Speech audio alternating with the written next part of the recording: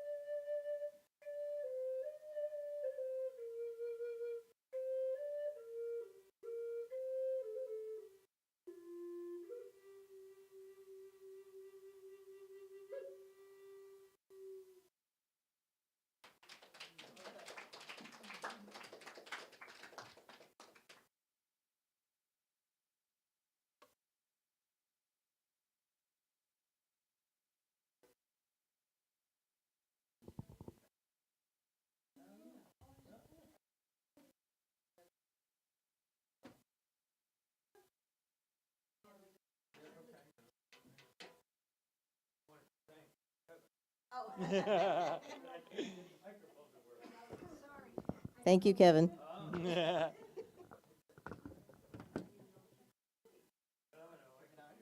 I'll play it when people are.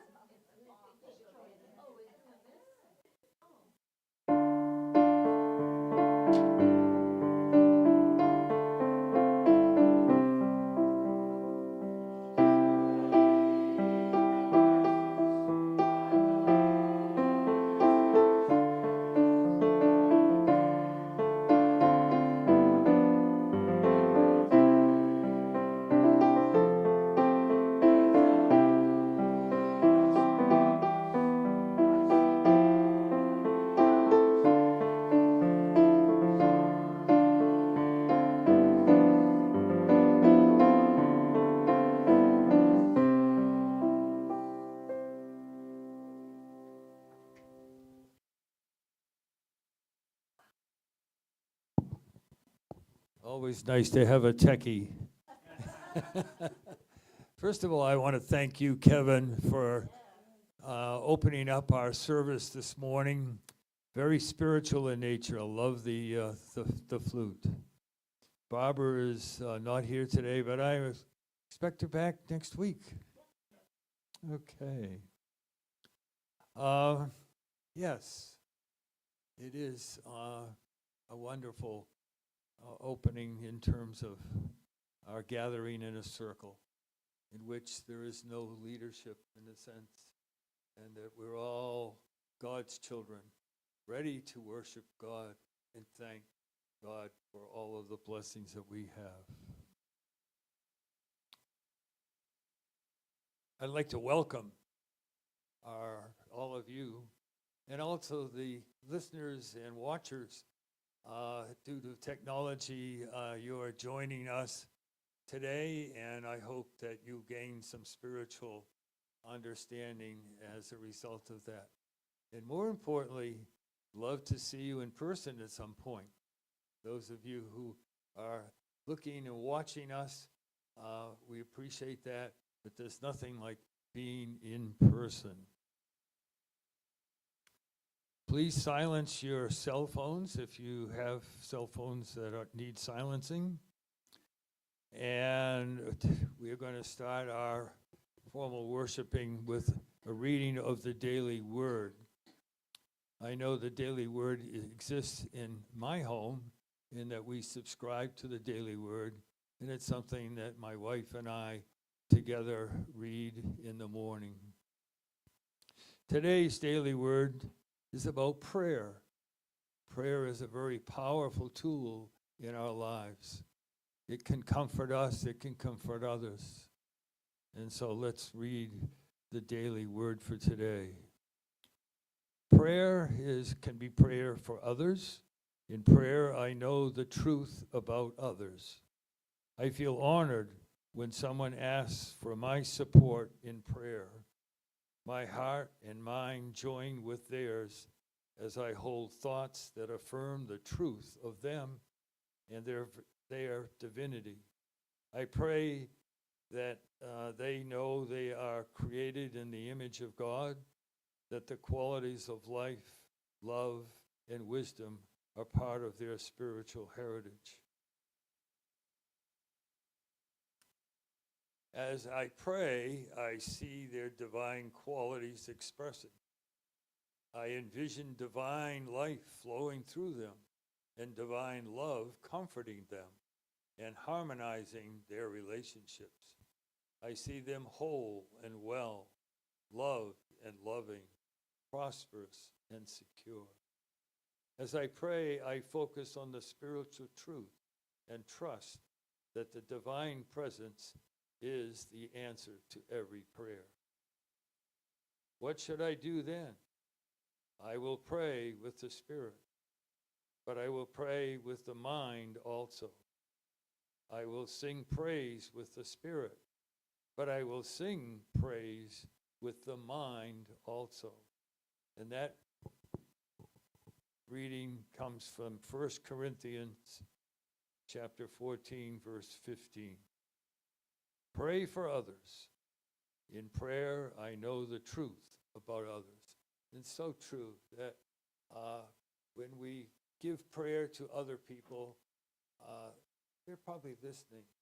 And it's important to, I'm a great believer in listening to other people and what's on their minds and what's in their hearts. And I know that all of us keep each other in prayer.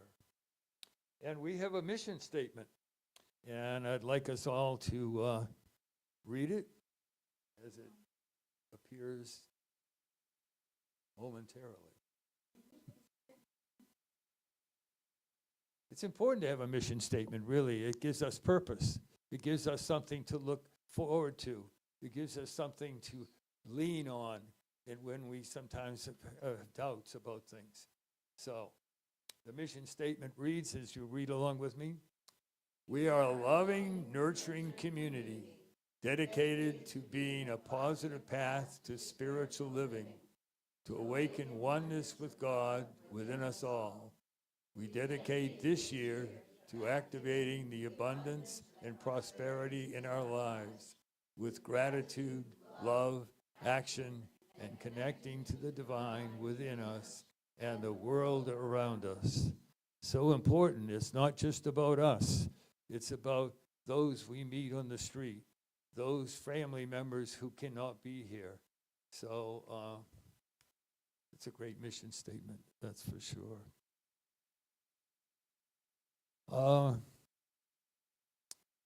Okay, moving right along.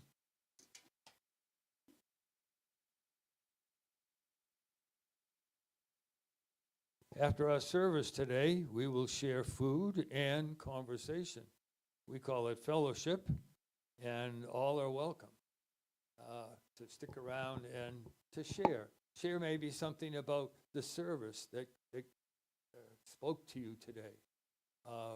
We have a speaker today who's going to give us some insight into a topic, and that's going to be in a minute or two.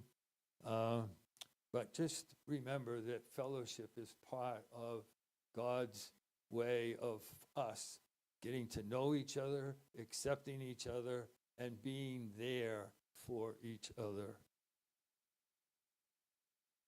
So, and we share food, of course.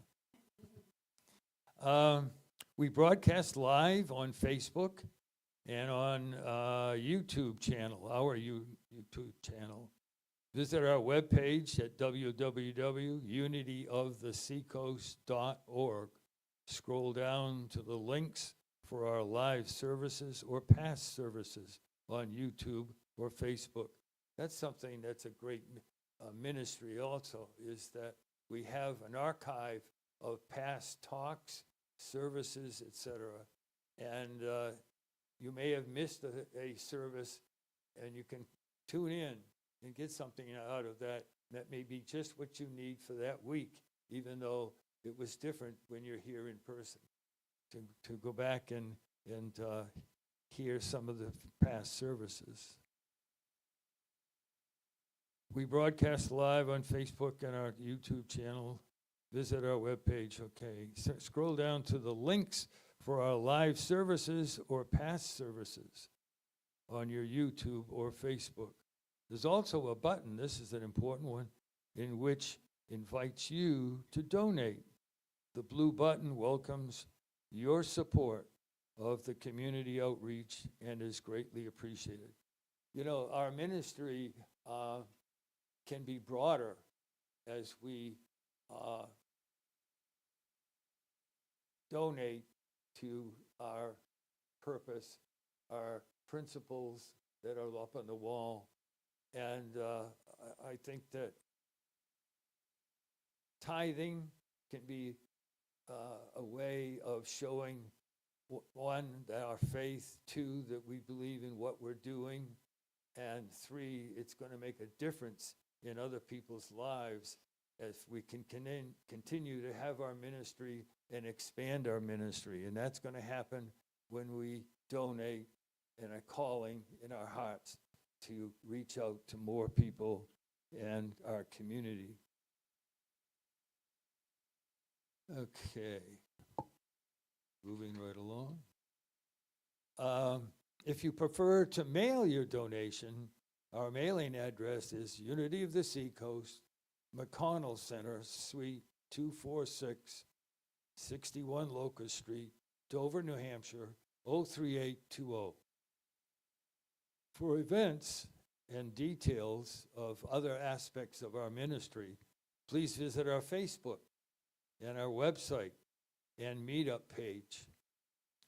January 6th, first Monday of the month, is a time to tune in to our meditation that's done by our very good friend, Charlie Richard. Charlie I've seen some of his work and experienced some of his work, and he is a very spiritual person. When I first came back to Unity, he spent some time with me and encouraged me to talk about some of the aspects of my life since I first met Charlie. We had a long break in years, not really.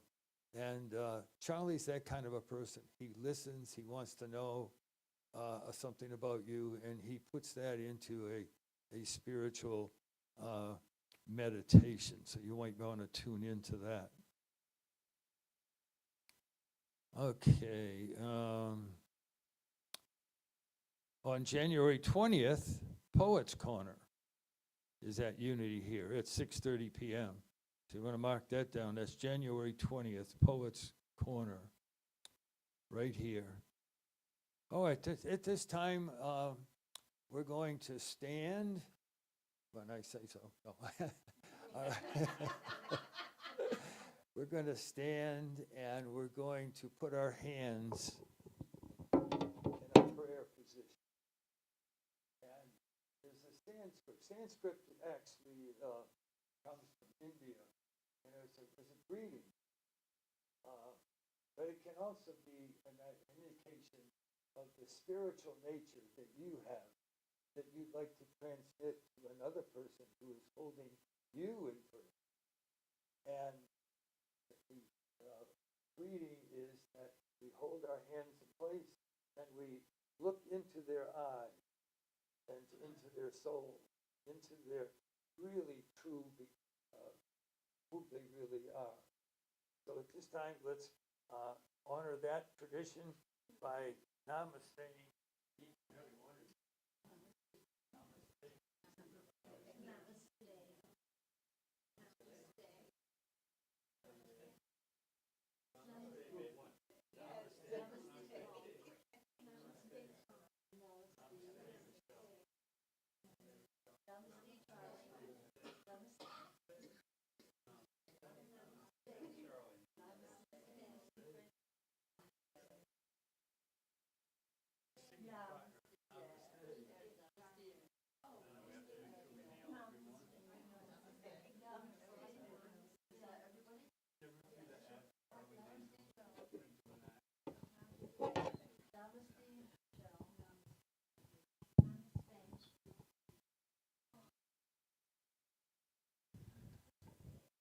At this time, I'd like to call Kevin to once again put us in a spiritual nature.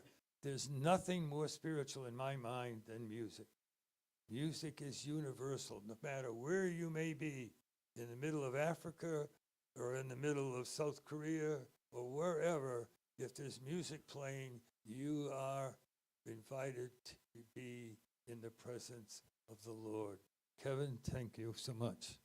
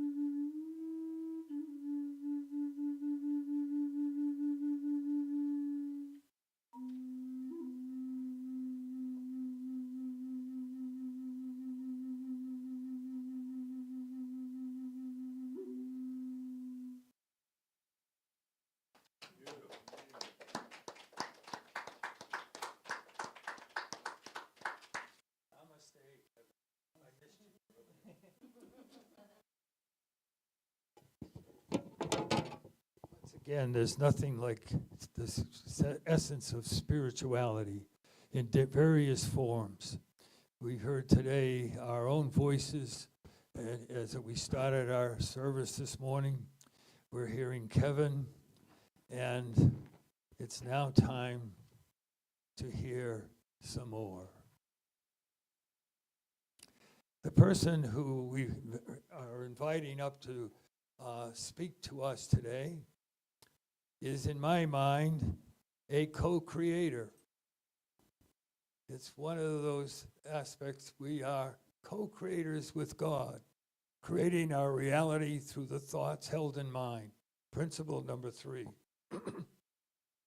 In truth, we are all co-creators, but our speaker today is a special co-creator. He's not only a co-creator, but he's a scholar. He's been invited to share some of his thoughts and dreams about the unity message in the world. He also is a person who accepts. He has struggled with his health issues over time, as we all have. And but he has faith. He's a co-creator. And today he is going to talk with us about acceptance. And I'll start by saying the serenity prayer. God, grant me the serenity to accept the things I cannot change, the courage to change the things we can, and the wisdom to know the difference. And with that, Tom, would you please come up and tell us a little bit more about acceptance? Sure.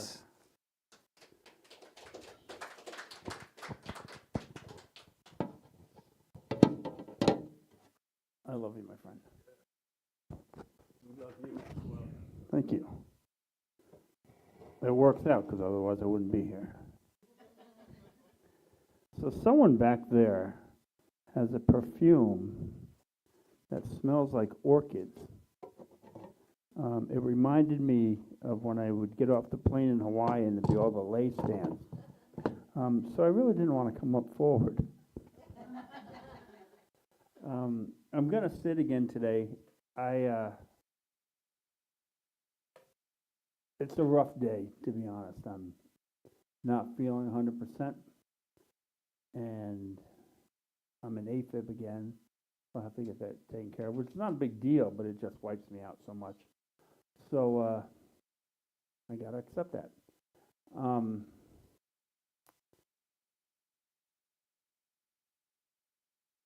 Before I start, I want to thank everyone who came out on Christmas. I had so much fun. Casey did too. It was just a really good time, and we hope we can do that more. This weekend coming up, Mikey G is playing at the Bank of New Hampshire stage in Concord. I'd like to see how many we can get to go. Casey and I are going, Charlie and Lynn are going. Anyone else, the link is on my Facebook page. I think it's on the church's Facebook page. And I'll get it to you if you want to go. As we come to the end of the year, I decided I wanted to talk about acceptance. Because we're coming into a big change next year. We also, as we end a year, we always have things about ourselves that maybe we didn't do, or new situations, life hits us.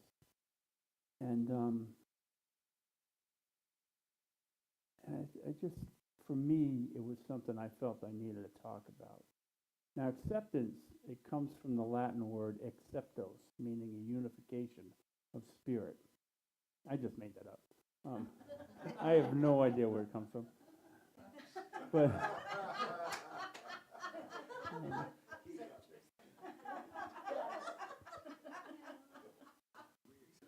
okay. I'm a different type of preacher. You're not going to get the same thing. And you're not going to get the doctrine or anything. I'm going to lay things out in as practical a way as I can, a way that works for me.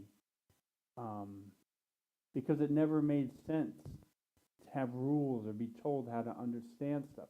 I wanted to know how what I read in anything helps me in life, but especially the Bible and especially the four Gospels.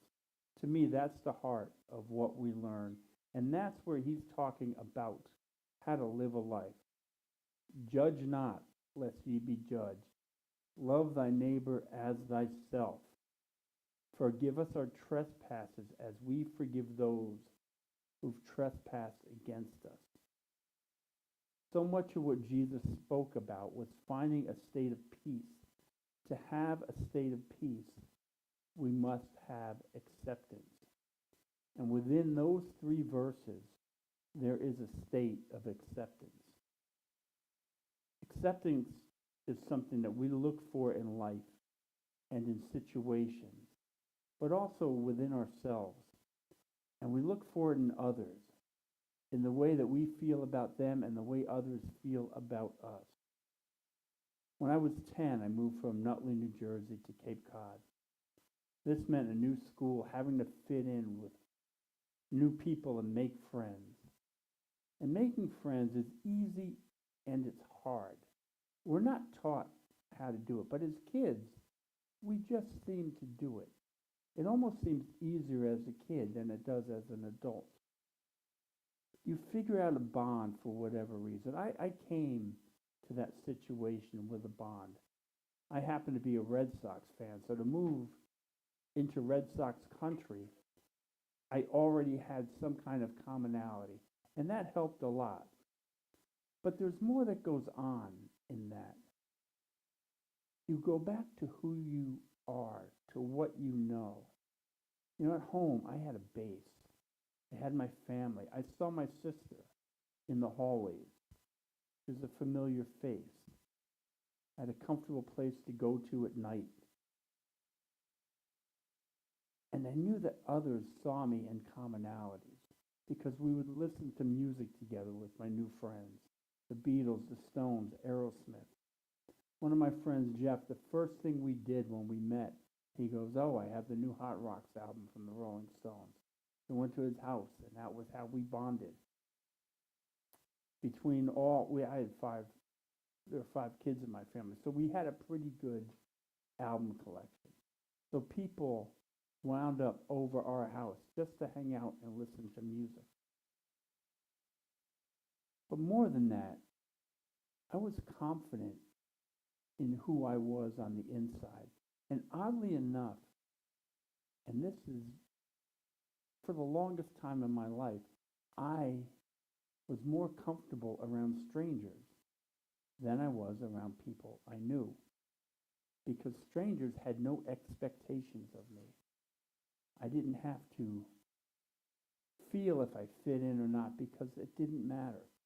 And it wasn't until I met Casey and Bo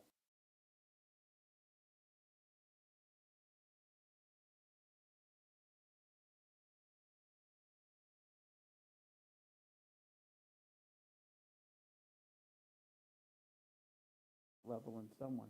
You find someone who accepts you for you and vice versa. And then you have kids involved and they do the whole thing.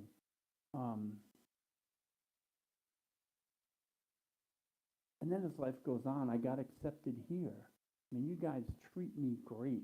We are a team. As much as I'm a spiritual leader, you guys lead me as well.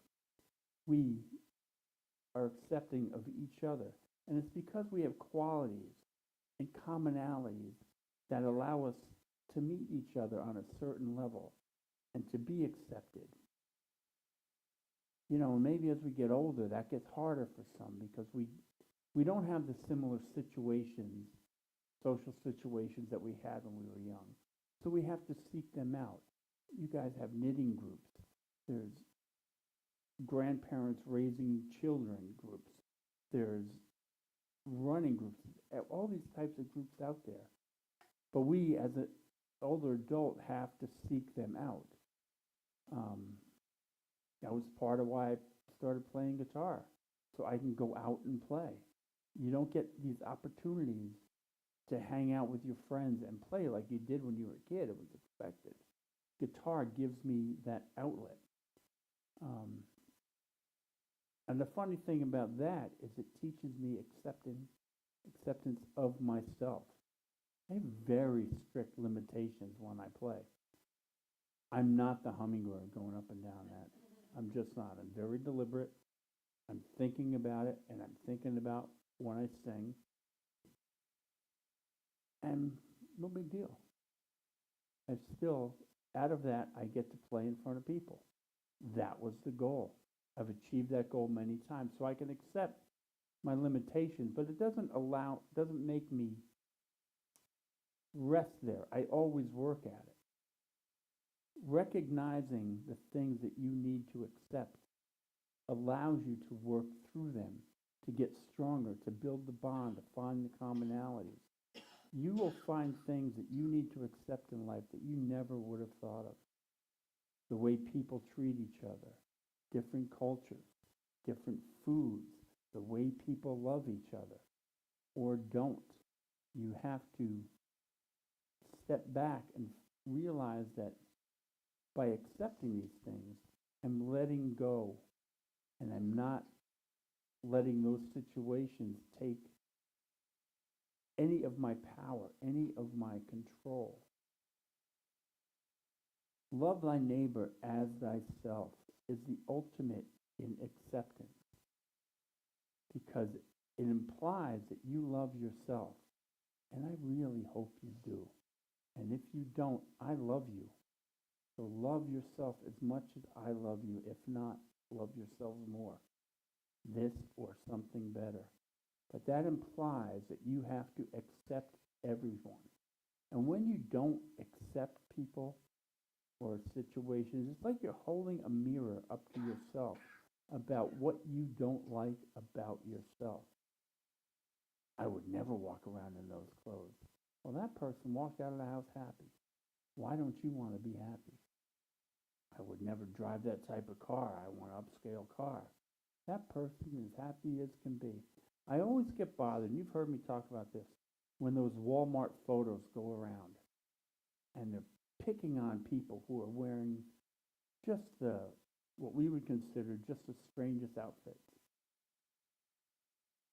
But those people walked out of their house probably feeling fine. What business is it of ours to say, we don't like the way you look? So you're wearing orange hair with pink spandex and green top, or what? It doesn't matter. I remember, and it was at a Walmart in Lake Park, Florida. This guy who would dress as a woman would walk through, and he was not stylish by any means, but he was as happy as can be. And this guy got picked on every time. And I don't know why I would always see him in the Walmart. Maybe I hung out there too much, or he did. But it would break my heart that people just had to change something in themselves to ruin this guy's day. And we can just accept it. I remember as a kid when we lived in Eastham, we weren't far from Provincetown, but I didn't know many gay people. And then I got a job in my 20s working on the Provincetown Truro line, and I would have to go into the hardware store and into Provincetown a lot. And I met a lot of gay people.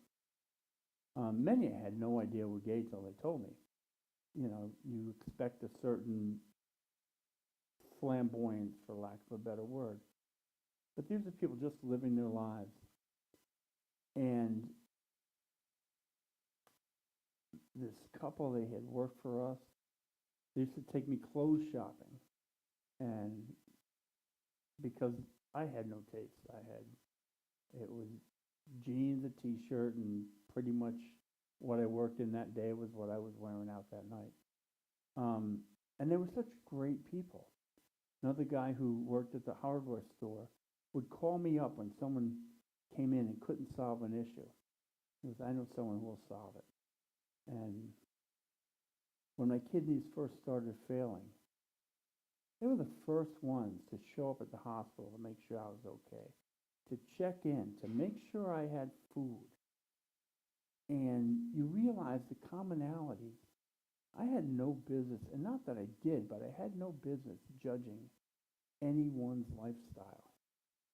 Because first of all, it doesn't affect me in one way at all. And second,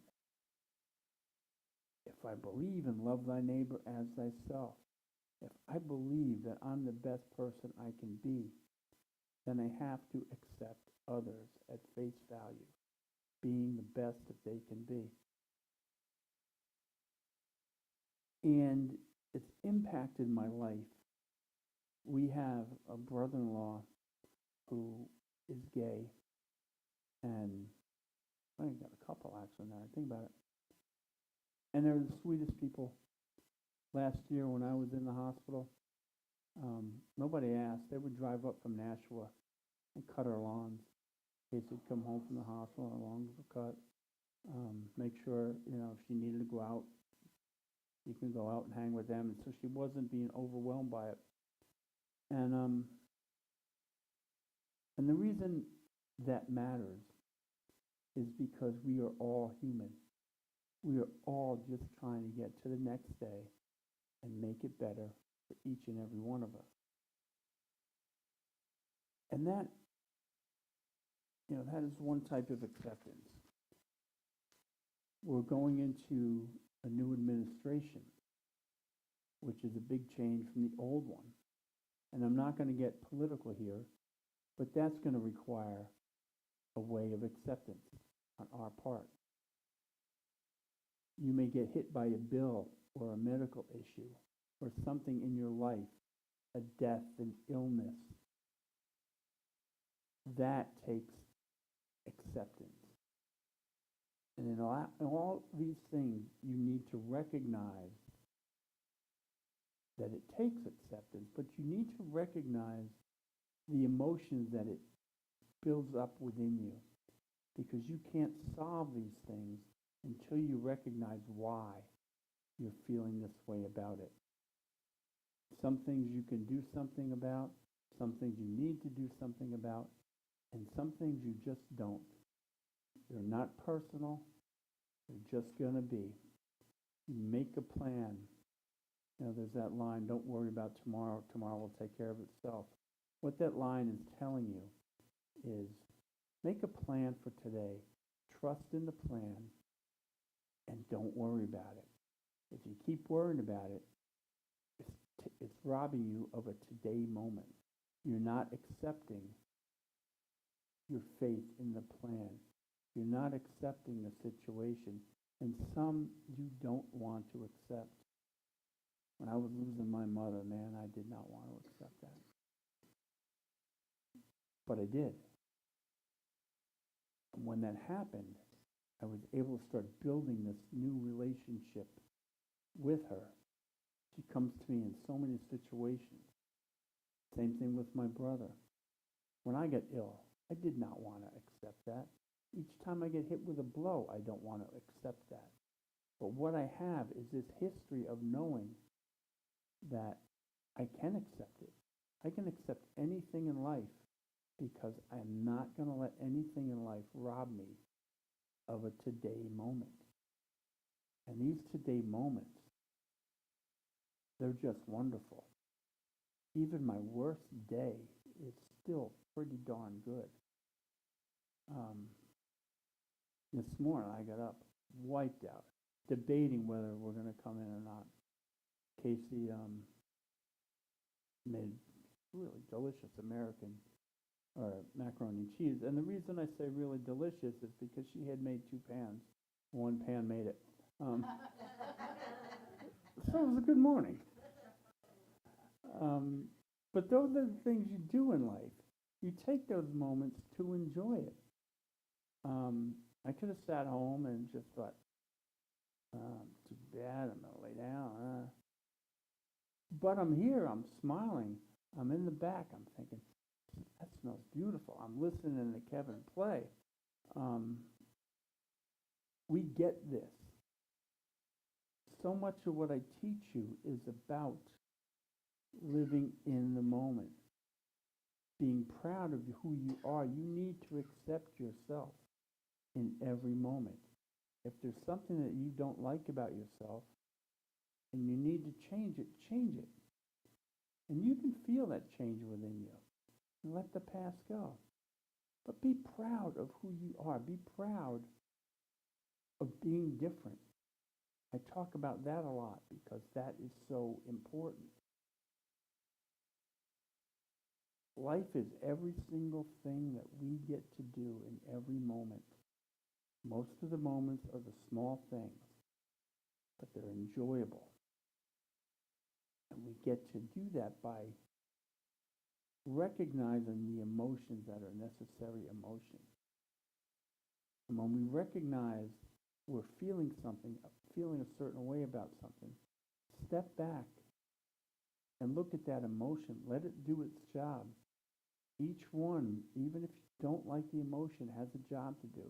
Once it does its job, let it go and get back to today. If you need to adjust the plan, adjust the plan. Get back to being you. I mean, Mariah, you came in a couple weeks ago to sing Christmas carols with us. That is so cool. That's just her being her. I want to do that. I like doing that. And for us, it's a joy. It's a joy when our choir's up there. It's also a joy when Kevin's here.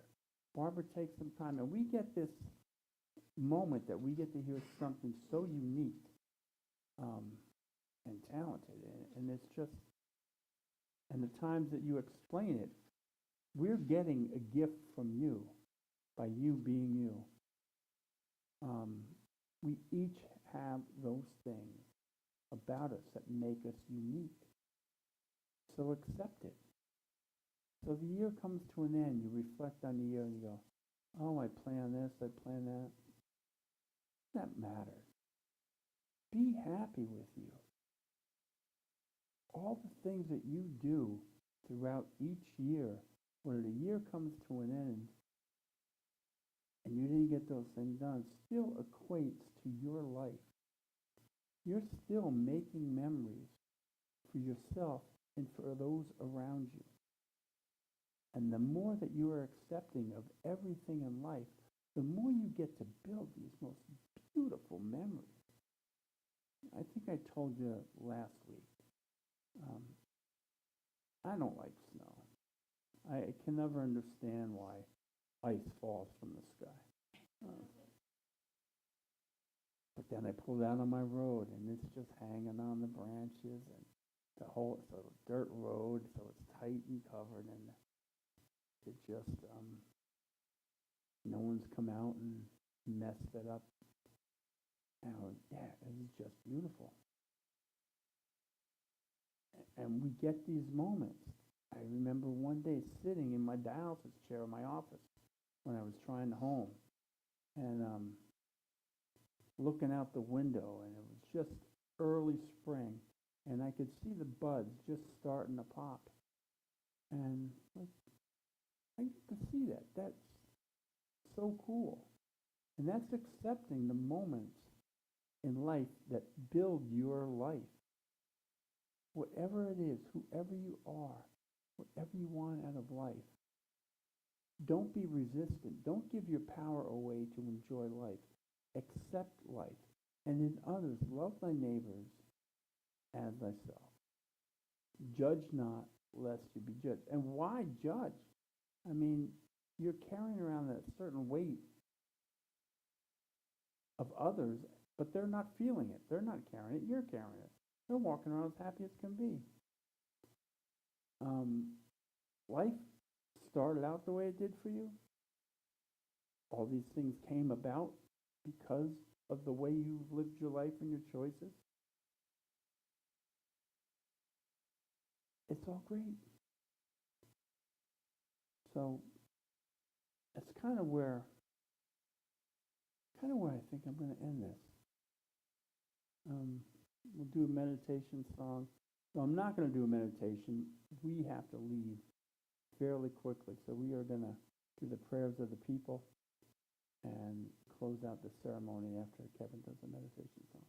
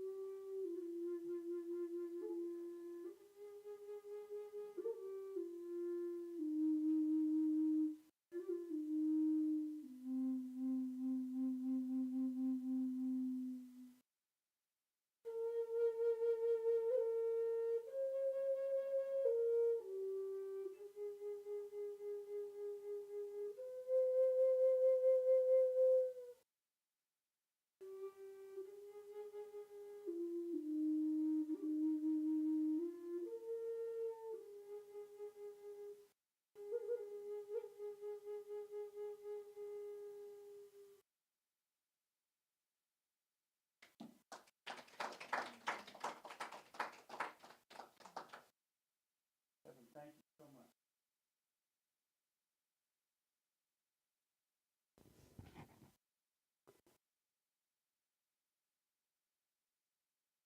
So at any given moment within our world, there are people who are struggling. It can be locally, and it can be worldwide. This morning on the way in, we were listening to a story about a guy in the Philippines who was really sick. He'd gone into the hospital, and he died on the operating table several times, but they brought him back. He had AIDS. He had never heard of it. Can you imagine, in this day and age, not hearing of AIDS or HIV, or that it can be treated? And the reason he hadn't heard of it is because in his family and in his area, you never talk about such things. Period. That's a lack of acceptance. So he became an advocate and started this group to allow people to know that this disease is out there. Which still boggles my mind that you have to, in this day and age, let people know that this disease is out there. So anywhere in the world, there are people struggling on levels that we don't know or think about. It can be poverty, it can be oppression, it can be lack of knowledge and lack of education. It could be financial. It could be fear, mental illness. You name it, people struggle and feel it. So from us, I know that prayer lands. It's landed for me. So if you're thinking of anyone, I'd like you to hold that person, or if you're thinking of a situation, that situation in the forefront of your mind. And I'd like you to continue to do this throughout the week. But we see them in wholeness, bathed in light. We affirm their health, their happiness, their self-respect, their dignity. We affirm that love flows to them, that healing energy flows to them. We send it from ourselves to the world. And so it is. Amen. You can do the collections. We'll do the prayer of tithes and offerings.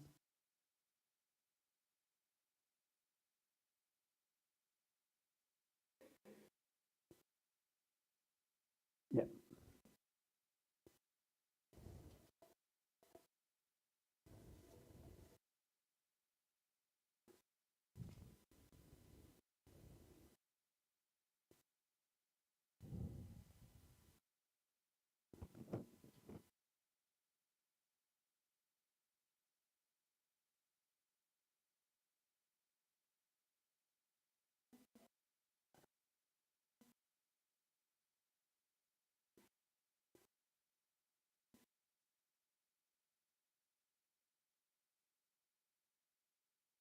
Divine love as me blesses and multiplies all that I am, all that I have, all that I give, and all that I receive. And so it is. Amen. And join us for the prayer of protection. The light of God surrounds me. The love of God enfolds me. The power of God protects me. The presence of God watches over me. Wherever I am, God is, and all is well, and we are richly blessed. Thank you all.